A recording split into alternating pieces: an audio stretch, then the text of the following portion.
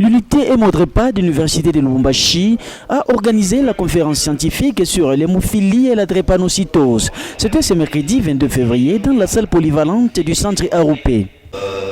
L'hémophilie, c'est quoi? L'hémophilie.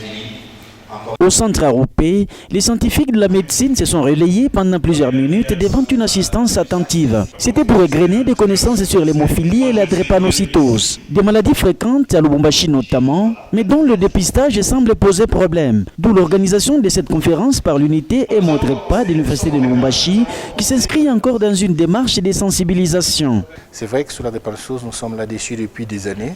Mais cette manifestation de ce jour constitue en fait une sorte de booster en fait, pour ce dépistage.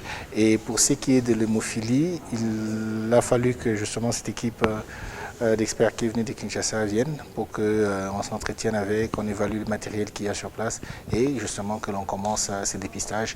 Un peu comme lui, chez plusieurs participants, la satisfaction qui produit cette conférence est celui sur le visage. Surtout que l'hémophilie et la drépanocytose restent des maladies préoccupantes, mais dont les statistiques seraient encore difficiles à définir. Hémophilie, déjà, c'est très compliqué parce que déjà le diagnostic dans notre ville n'est pas évident parce qu'il y a beaucoup à faire.